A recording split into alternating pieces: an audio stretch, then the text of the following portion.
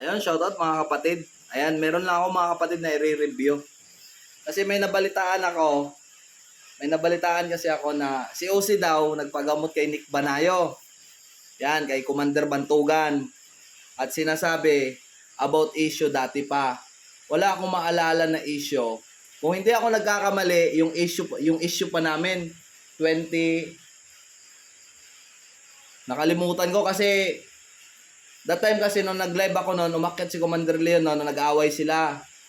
Nung medyo hindi na maintindihan yung mga pinagsasabi ni OC. Yun lang yung alam ko na pinagmulan na kung hindi ako nagkakamali Hindi ako nagkakamali. Ito panoorin natin.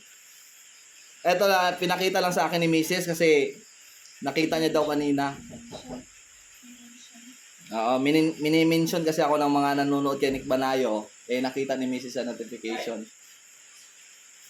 Ayan. Panoorin natin.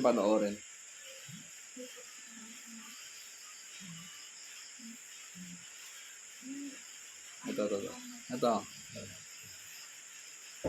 Ayun, nakahiga si OC, oh.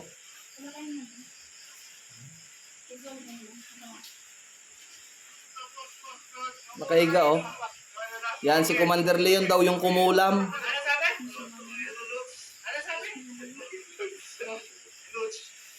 Hindi natin pag-usapan to. Kasi marami kami dito. Kailangan mo yung gabawi. Hindi na ano. Ha? Dito lang ka naman ang push. Ano siya mo ko? 10 milyon.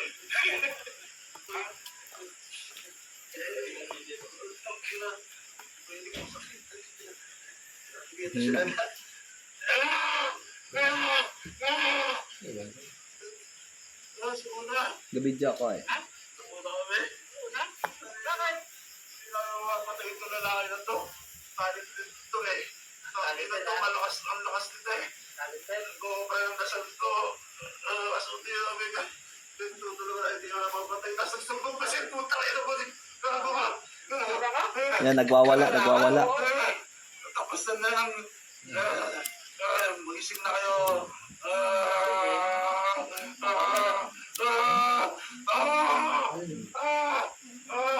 Hindi natin ang gusto.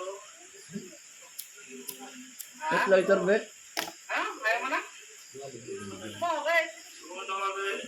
Ayaw mo na? Dito ako sa bintit. Ang ina pumunta sa alawang kaso. Si Diyoso. Ha? Dito siya eh. Ha? Punta mo yun ah. Ayan, mga kapatid daw, nagwawala. Luz, kumanda. Sumatagayog to. Sinapian daw ni Commander Leon. Luz. Ano? Luz, stop. Luz, ako ang kape mo. Luz, karapan mo. Luz, punta mo yun. Tutulungan ako na mga residente mo. Mawawala kami lahat dito. Mamamatay kami. Mamamatay kami lahat dito sa may sumat. Punta, hirap na kami lahat. Ayan, share ko lang mga kapatid. Ito kasi nangyari to nung nag-away din kami ni OC. Kasi about din doon sa may mga siniraan siya ng mga may siniraan siya ng mga kasamahan namin. Ngayon, may sinabi siya kay Commander Leon dati na hindi nagustuhan ni Commander Leon ba. Ang nangyari, nagalit itong si Commander Leon. Pinuntahan siya ngayon ni Commander Leon doon sa, saan ba yun? Sa Pampanga ba yun? Pinuntahan siya doon ni Commander Leon.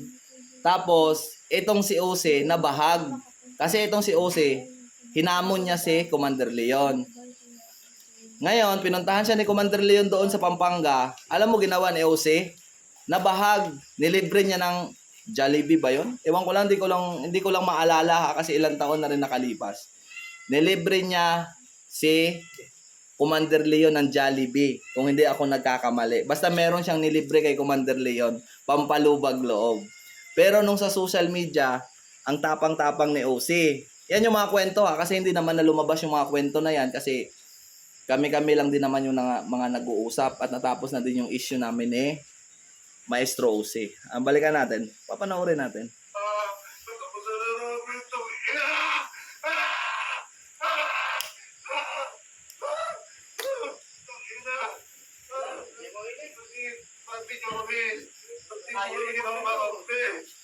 Tayo naman si Ganda, wala lalakas. Tayo mga pinagpiestahan kami lahat.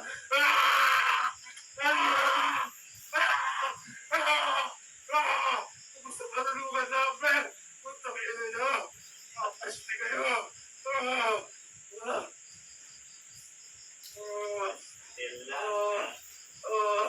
Ano na sabi mo?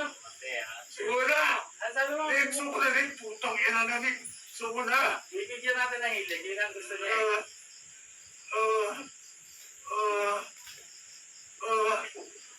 Putang ina, nahuli ako sa unang beses. Putang ina. Paalam ka.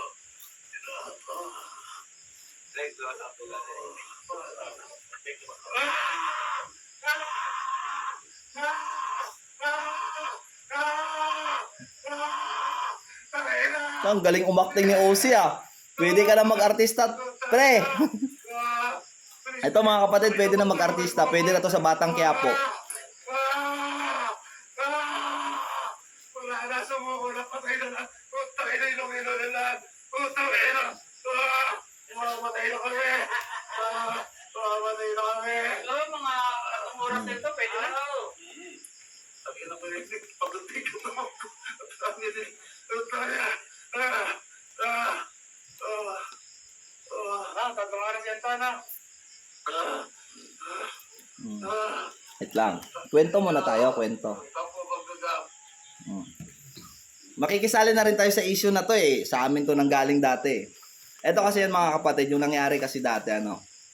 Ngayon, ito kasi si OC na yan, yung si OC na yan, pumapatay yan ng libo-libo na mangkukulam.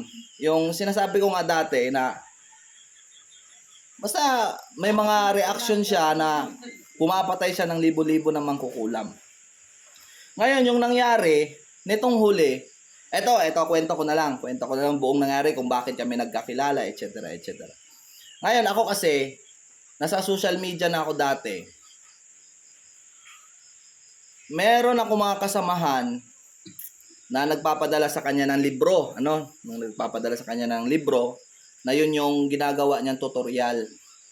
Tutorial sa, hindi ko alam kung saan niya kinukuha yung iba, pero yung iba doon, galing sa mga libro namin na ginagawa niyang tutorial sa YouTube niya. Ngayon, ang nangyari, nagkausap kami ni OC, tapos sinabihan niya ako na i-add niya ako sa GC niya. Doon, sabi ko sa kanya, wag mong ipakilala na ako si maestro mo, sabi ko. Yang gusto ko lang doon, basa-basa lang ako sa GC nyo. Sa GC mo ba ng mga tinuturuan niya? Ngayon, itong huli, may nakakilala sa akin doon, may nakakilala. Noong nakilala ako, medyo sa akin na nagpapaturo yung iba, sa akin na nagpapaturo. Siyempre, nagtatanong, sinasagot ko lang din naman sa GC. Ngayon, itong huli, parang pinag-iinitan ako ni OC. Pinag-iinitan niya ako. Tapos, meron siyang girlfriend. Meron siyang girlfriend doon sa GC na yon na may sakit na kulam. Legit yon, may sakit talagang kulam. Ngayon, nag-PM sa akin yung girlfriend niya na hindi daw siya magamot ni OC. Ito talaga yung pinakasentro na dahilan kung bakit nagalit si OC sa akin. Ngayon, sinabi ko naman kay OC yon, sabi, bro, sabi ko, lumapit sa akin yung girlfriend mo. Hindi ko na maalala kung anong pangalan ng babae na yon. Ginamot ko yon.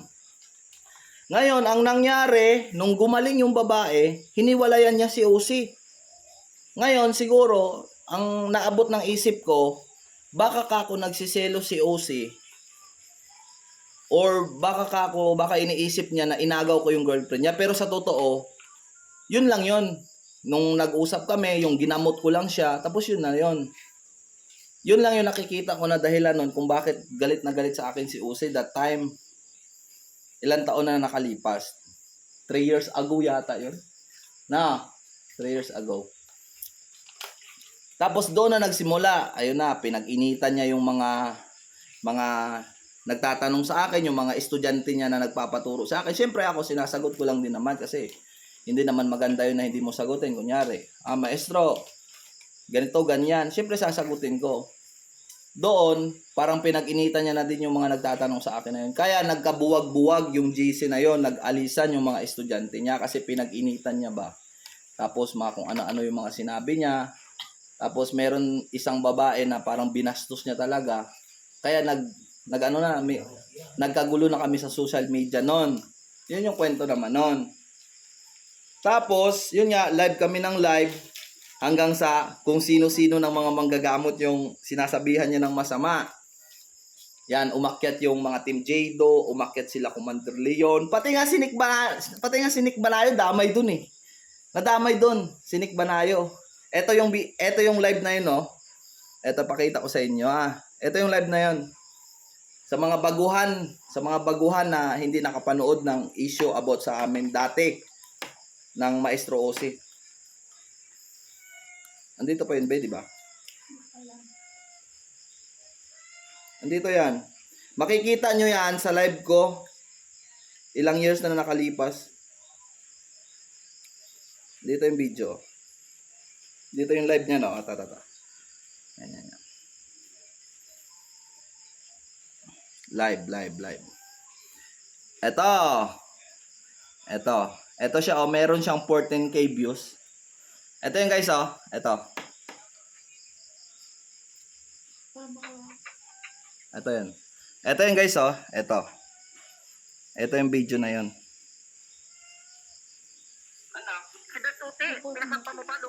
Yan. Ayan, ito pa, about pa sa pasampa. Ito, about pa sa pasampa. Yung mga dati kasi, hindi kasi marunong magkumbate yan si Maestro Ose. Ngayon, ang ginagawa kasi niyan, pinapahuli sa mga kasama, tapos siya yung nagpapamarusa. Tapos yun, binibidyo niya, pinaparusahan niya. Pero sa totoo yun, hindi siya yung nanghuli. Siya lang yung nagpaparusa. Pero yung pinapakita niyang video, yung nagpaparusa na siya. Dati yun ilang taong nakalipas, medyo nangangapa pa lang siya nun. Kasi magkakasama kami niyan, hindi pa yan siya marunong magpasampa. Ito. Ginilitan mo, namatay ba si Garutong ang lihim? Oh. Si Pelios Dige, pinasampa mo, ginilitan mo, namatay ba si Pelios Dige? Ako, pinasampa mo, sinabi mo, nanghihina na ako. Sinabi mo na, nasa sayo kung bubuhayin mo ako, papatayin mo ako. Bakit hindi ka dito umakyat? Ayan makikita nyo mga kapatid yung live na to dito mismo sa sa page ko. Ay, sa YouTube channel ko. Malakas ng ulan. Ayan yung YouTube channel ko, Maestro mo. Kapasuhin mo nga dito yan. Sige, wala kami gagawin sa'yo. Pero sana, pumasok ka dito, makipag-usap ka. Ito. Pakita ko sa inyo yung umakyat. Ito yung issue na yun. Umakyat dito si Commander Leon eh. Na-monetize. Wait lang. Ito damay pa dito si Nick Banayo eh. Ka ng bawal. Unang-una doon sa mga sinabihan. Ito naman yung Team Jado. Umakyat din yung Team Jado niyan eh. Damay Team Jado dyan. Ito. Kasi hindi mo naman kailangan gawin Yan. yun eh. Ito rin. Umakyat din dito si Commander Leon eh. Ito yung issue na ilang taon na to nakalipas. Hanapin ko lang. Naman, busan ng lahi daw. Wala naman, 3 araw, taning. Oh, binigyan niya ako ng taning noon 3 araw ni Ose. Ibang bansa kami dito. Kung wala kami dito.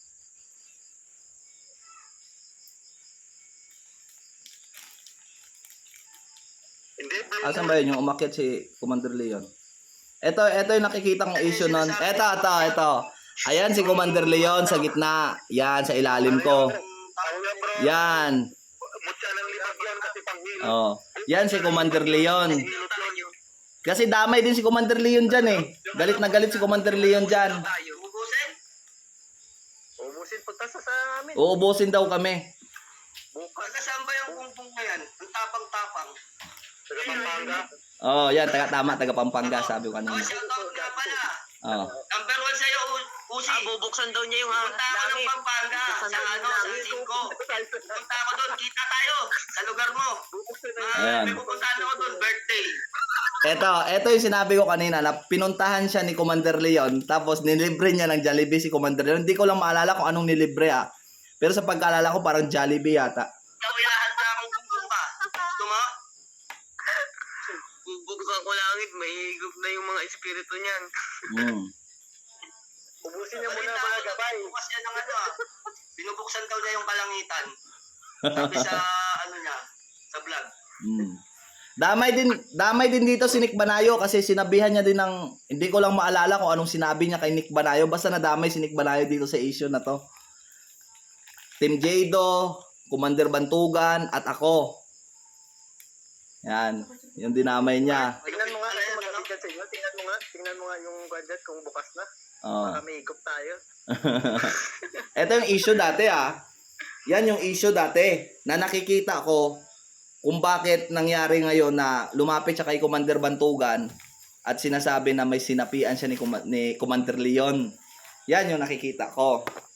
Yan. So, ayun lang mga kapatid, yun lang yung ano ko. Kasi, naano lang ba? Kasi may mga nagme-mention kasi sa akin, no, doon sa video ni Commander Bantugan, kaya nakita ni Mrs. Pinakita sa akin na mini-mention ka doon sa video ni Commander Bantugan. Tapos ngayon, si OC pala. Ayun. Eh, syempre, na ano rin ako. Syempre, na-curious na issue yan eh. Mako-curious tayo dyan. Ngayon, iniisip ko, baka sa susunod, ako na yung ano, ako na yung pasapiin ni ano. Ako na yung pasapiin ni Maestro OC. So, ayun mga kapatid, at magpapaalam na ako mga kapatid, ano. Nagano lang tayo, nanood lang tayo ng kunting video at nagkwento. And po, sa ulitin po mga kapatid, maraming salamat po.